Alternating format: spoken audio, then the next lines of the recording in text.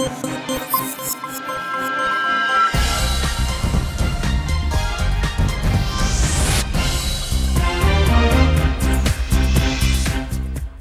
উদ্দেশ্যে ঢাকা ছাড়লেন প্রধান উপদেষ্টা। ব্রিটিশ প্রধানমন্ত্রীর সঙ্গে বৈঠক বুধবার।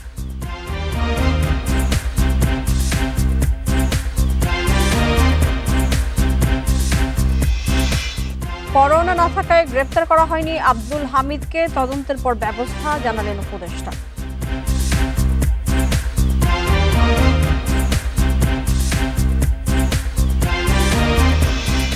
দু একটি দলের কথাই দুলছে সরকার। দেশের সম্পদ অন্যকে দেওয়ার ক্ষমতা নেই এই সরকারের, বলছে বিএনপি।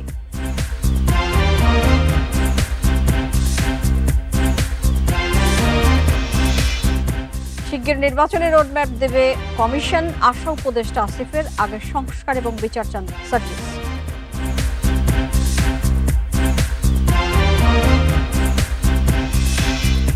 ঢাকা সড়কে বেপরোয়া গতির গাড়িতে বেড়েছে দুর্ঘটনা। ঢাকার পঙ্গু হাসপাতালে ভর্তি 1195 জন।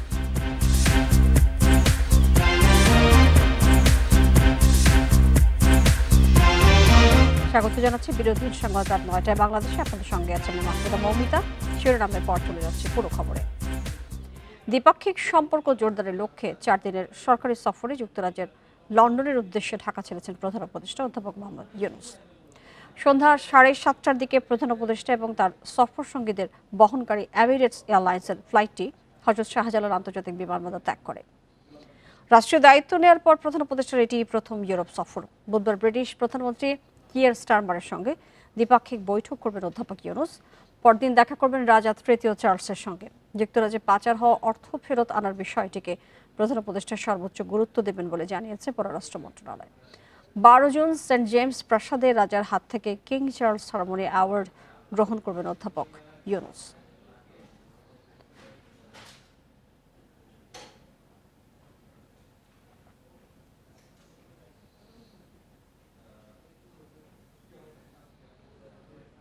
মামলার তদন্তে অভিযোগের সত্যতা মেলার সঙ্গে সঙ্গেই সাবেক রাষ্ট্রপতি মোহাম্মদ আব্দুল হামিদকে গ্রেপ্তার করা হবে, একথা জানান স্বরাষ্ট্র উপদেষ্টা মোহাম্মদ জাহাঙ্গীর আলম চৌধুরী।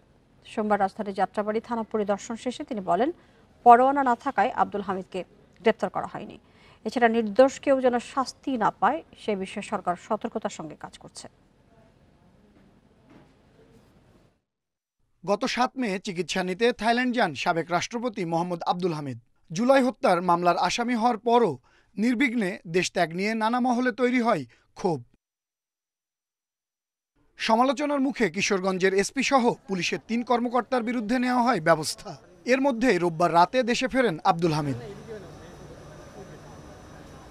রাজধানীর যাত্রাবাড়ি থানা পরিদর্শন শেষে স্বরাষ্ট্র উপদেষ্টা জানান, নির্দোষ কেউ যাতে শাস্তি না পায় তাই সাবেক রাষ্ট্রপতির বিরুদ্ধে ব্যবস্থা নেওয়া হয়নি।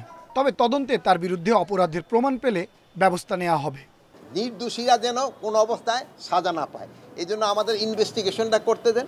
যদি ইনভেস্টিগেশন করার পর যেই দোষী হোক না কেন, কাউরে আইনের বাইরে থাকা হবে না, তারা আমরা অবশ্যই আইনের আওতায় নিয়ে আসব। স্বরাষ্ট্র উপদেষ্টা আরও জানান, সাবেক রাষ্ট্রপতির দেশত্যাগের ঘটনায় সংশ্লিষ্ট পুলিশ কর্মকর্তাদের বিরুদ্ধে তদন্ত এখনও শেষ হয়নি। প্রতিবেদন দেখে ব্যবস্থা নেওয়া হবে। কিশোরগঞ্জে এদের ক্ষেত্রে ধরেন একটা উপদেষ্টাদের একটা 3 জনের একটা কমিটি হয়েছে, ওনাদের একটা রিকমেন্ডেশন দিছে। ওই রিকমেন্ডেশনটা পাওয়ার পরে ওনাদের যদি দোষী হয় ওনাদের ব্যবস্থা নেওয়া হবে, যদি দোষী না হয় ওনাদের আবার যার যার জায়গায় ফেরত আসবে। ঈদে সারা দেশের আইন শৃঙ্খলা পরিস্থিতি নিয়ে সন্তুষ্টি প্রকাশ করেন স্বরাষ্ট্র উপদেষ্টা। আনোয়ার সাদাত নূর, ইন্ডিপেন্ডেন্ট নিউজ, ঢাকা। এপ্রিল মাস জাতীয় নির্বাচনের জন্য উপযুক্ত নয় বলে মন্তব্য করে বিএনপি নেতারা অভিযোগ বলেছেন অন্তর্বর্তী সরকার 2-1টি দলের কথা নির্বাচন এপ্রিলে করতে চাইছেন। সোমবার রাজধানী নয়াপল্টনে বিএনপির সিনিয়র যুগ্ম মহাসচিব রুহুল কবির রিজভী বলেছেন, অন্তর্বর্তী সরকারের উপর 2-1টি রাজনৈতিক দল প্রভাব বিস্তার করছে। যে কোনো একটা ইস্যুতে ধর্মকে টেনে নিয়ে আসা হয়, শহীদকে টেনে নিয়ে আসা হয়, রক্তকে টেনে নিয়ে আসা হয়। এটার উদ্দেশ্য হচ্ছে একটা পরিকল্পিত এজেন্ডার মধ্যে দিয়ে সেই রাজনৈতিক দল 2-1টি, আপনার 12 দলীয় জোট এবং অন্যান্য ইন্ডিভিজুয়াল যে রাজনৈতিক দল, প্রত্যেকেই ডিসেম্বরের নির্বাচন কথা বলেছেন। এদিকে চুয়াডাঙ্গায় বিএনপির ভাইস চেয়ারম্যান শামসুজ্জামান দুদু বলেছেন, ফেব্রুয়ারির মধ্যভাগ থেকে দেশে আর নির্বাচনী পরিবেশ থাকবে না। জানুয়ারি ফেব্রুয়ারির অর্ধেকের পর থেকে একেবারে এপ্রিল পার হয়ে গেলে আর পরিবেশ থাকবে না। এই ব্যাখ্যাটা মাথায় রেখে বিএনপি এবং প্রায় 50 অধিক রাজনৈতিক দল তারা ডিসেম্বরের মধ্যে এই সরকারকে নির্বাচনের সময় দিন ঘোষণা করার জন্য আহ্বান।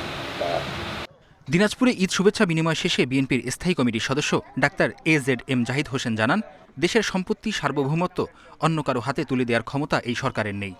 চট্টগ্রামের পোর্ট ব্যবহারের জন্য বিদেশি কি দিবেন, তার জন্য ওপেন কোনো টেন্ডার করেছেন, তাদের মধ্যে কারা বেশি আছে? 39 জনের মধ্যে পার্শ্ববর্তী একটি দেশের সবচেয়ে বেশি সংখ্যক লোক আছে, তাদের আপনারা কিভাবে প্রি কোয়ালিফাই করেছেন? অর্থাৎ এখানে অনেক প্রশ্ন আসে। কক্সবাজারের পেকু উপজেলা বিএনপির কার্যালয় উদ্বোধন করে দলটির স্থায়ী কমিটির সদস্য সালাহউদ্দিন আহমেদ জানান, দেশে যত দ্রুত সম্ভব সুষ্ঠু ও নিরপেক্ষ নির্বাচনের মাধ্যমে রাজনৈতিক সরকার প্রতিষ্ঠা চায় বিএনপি। গণতন্ত্রের জন্য বাংলাদেশে একটি সুষ্ঠু নিরপেক্ষ নির্বাচনের মধ্য দিয়ে যত শিগগির সম্ভব একটি রাজনৈতিক সরকার প্রতিষ্ঠার জন্য আমরা এখনো কথা বলে যাচ্ছি। দেশে আর কখনো যাতে ফ্যাসিবাদ কায়েম করতে না পারে সেজন্য গণতান্ত্রিক চর্চা এগিয়ে নেওয়ার তাগিদ দেন দলটির নেতারা। মেহেদী হাসান, ইন্ডিপেন্ডেন্ট নিউজ, ঢাকা। এপ্রিলে ভোটের তারিখ ধরে নির্বাচন কমিশন শিগগিরই নির্বাচনের রোডম্যাপ দেবে বলে আশা প্রকাশ করেছেন স্থানীয় সরকার উপদেষ্টা আসিফ মাহমুদ সজীব ভুইয়া। সকালে কুমিল্লার মুরাদনগরে ঈদ শুভেচ্ছা বিনিময় শেষে সাংবাদিকদের কথা বলেন উপদেষ্টা। এ সময় আসিফ মাহমুদ বলেন, আগে স্থানীয় সরকার নির্বাচন হলে জাতীয় নির্বাচন পিছিয়ে যেতে পারে, এমন একটা ভাবনার জায়গা ছিল রাজনৈতিক দলগুলোর। তবে প্রধান উপদেষ্টা নির্বাচনের সম্ভাব্য সময় ঘোষণা করায় এ নিয়ে আর ভাবার কারণ নেই। স্থানীয় জনপ্রতিনিধি না থাকায় জনগণের সমস্যার কথা মাথায় রেখে এর মধ্যে স্থানীয় সরকার নির্বাচনের বিষয়টি নিয়ে কমিশনের সাথে কথা বলা যেতে পারে বলেও মত তার। এ সময় রাজনৈতিক উদ্দেশ্যে প্রণোদিতভাবে মূলধারার গণমাধ্যমে গুজব ছড়ানোকে দুঃখজনক বলে মন্তব্য করেছেন তিনি।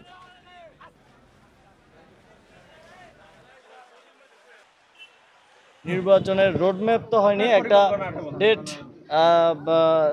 দেওয়া হয়েছে, সম্ভাব্য ডেট এপ্রিল মাসের প্রথমার্ধে, এবং এই ডেটকে মাথায় রেখে নির্বাচন কমিশন একটা রোডম্যাপ যথাসময়ে দেবে। মৌলিক সংস্কার এবং বিচার প্রক্রিয়া দৃশ্যমান হলে এপ্রিলে নির্বাচন নিয়ে কোনো দ্বিমত নেই জাতীয় নাগরিক পার্টির, এমন মন্তব্য করেছেন উত্তর অঞ্চলের মুখ্য সংগঠক সার্জিস আলম। পারিবারিক অনুষ্ঠানে যোগ দিতে যাওয়ার সময় পঞ্চগড়ের চৌরঙ্গি মোড়ে সাধারণের সাথে ঈদ শুভেচ্ছা বিনিময়ের পর সাংবাদিকদের তিনি বলেন, অভ্যুত্থান পরবর্তী বাংলাদেশে ভোট কেন্দ্র দখল, ভোট চুরির মতো বিষয় জনগণ দেখতে চায় না। অন্তর্বর্তী সরকারকে আইন শৃঙ্খলা বাহিনী, নির্বাচন কমিশন এবং বিচার বিভাগের মাধ্যমে সবার জন্য লেভেল প্লেইং ফিল্ড নিশ্চিত করতে হবে। এসব নিশ্চিত করা না গেলে নির্বাচনে ক্ষমতার অপব্যবহারের সুযোগ থেকে যাবে।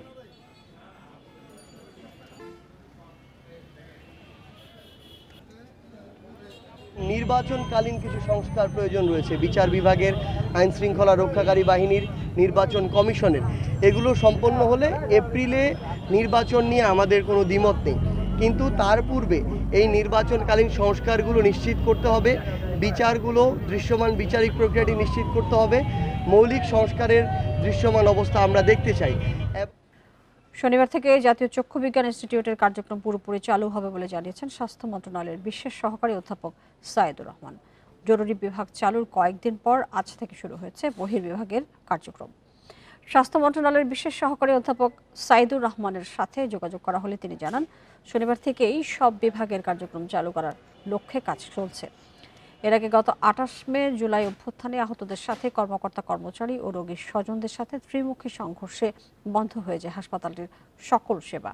7 দিন পর জরুরি বিভাগের সেবা চালু হলেও অন্যান্য সেবা বন্ধ ছিল।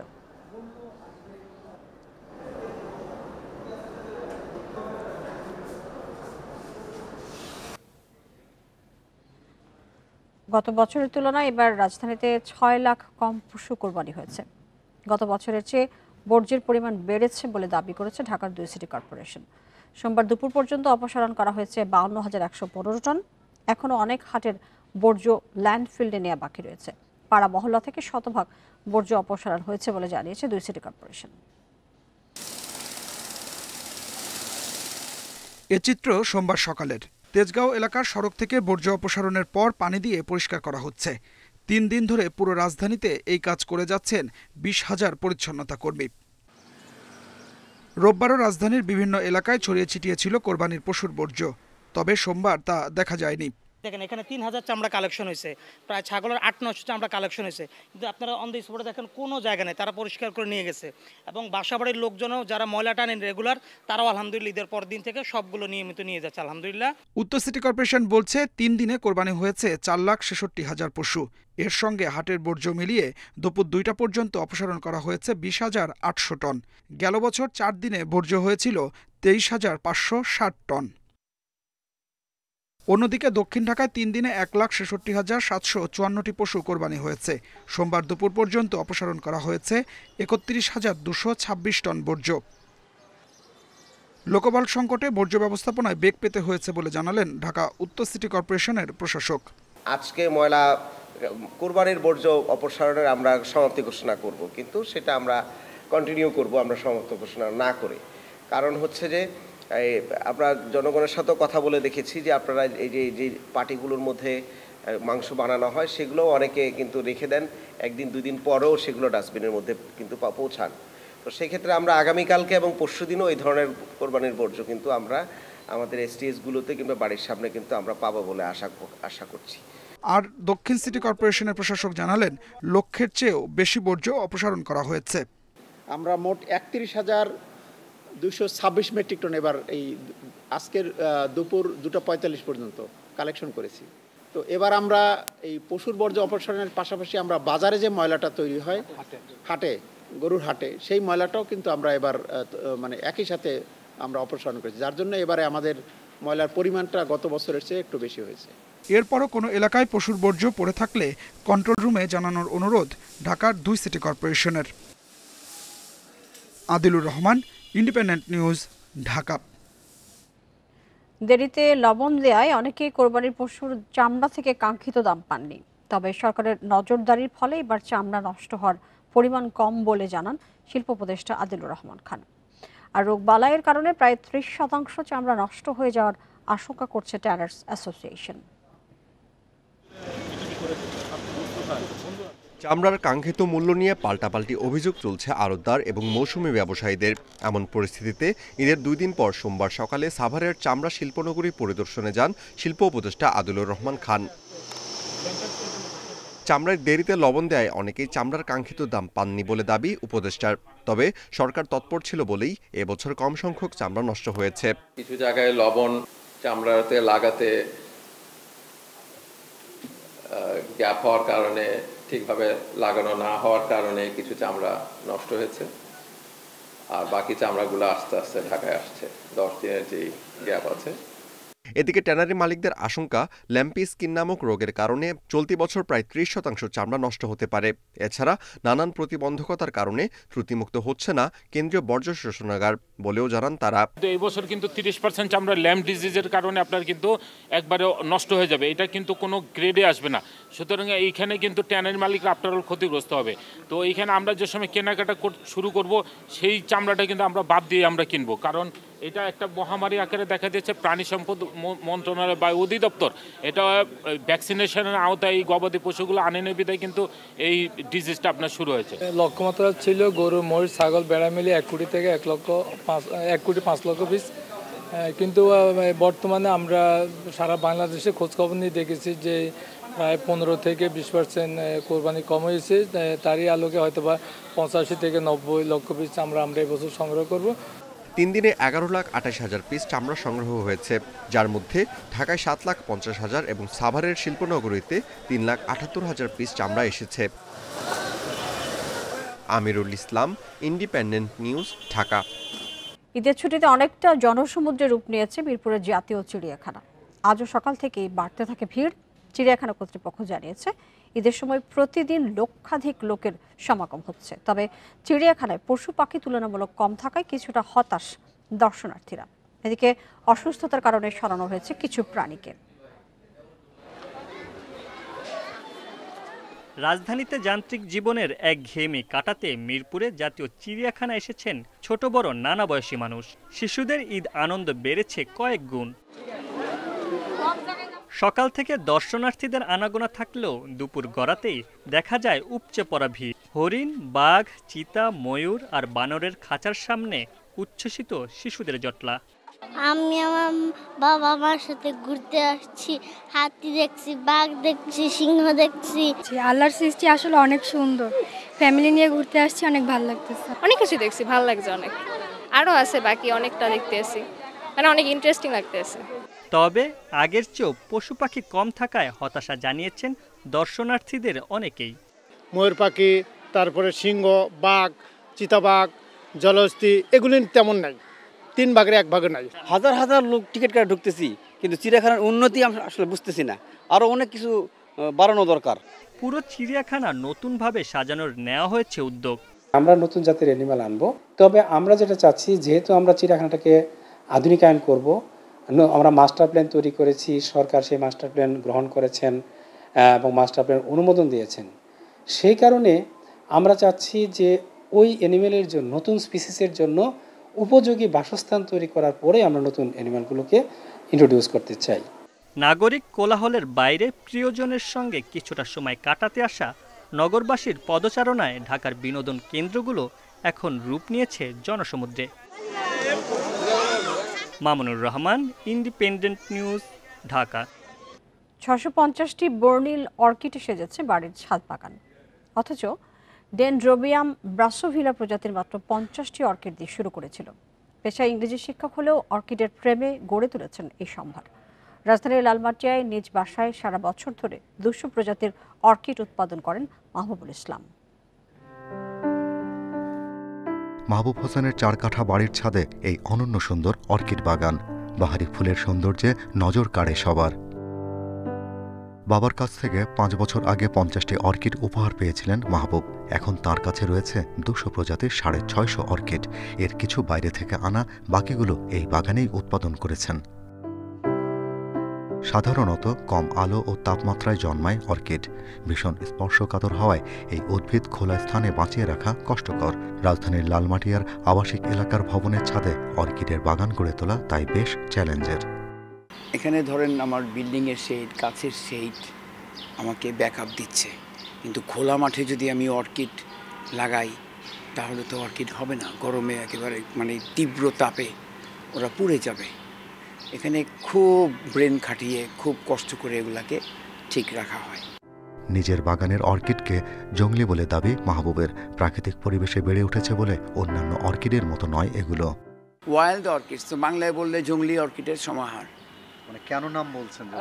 এদেরকে তো ছেড়ে দেওয়া, এটা তো কোনো মানে ঢাকা না, এদেরকে বেঁধে রাখা হয় নাই। এরা এদের বাসা নারকেল গাছ, এরা পছন্দ করে, খাবার পছন্দ করে, বৃষ্টি, এরা ন্যাচারালি বাড়ছে। ঘরের ভিতরেও রাখা যায়, তাহলে ওদেরকে তো টর্চার করা হলো। বাংলাদেশে 187 প্রজাতির অর্কিড দেখা যায়, এর মধ্যে বিলুপ্ত হয়েছে 32টি। তবে দেশে অর্কিডের জনপ্রিয়তার সাথে বাড়ছে বাণিজ্যিক সম্ভাবনাও।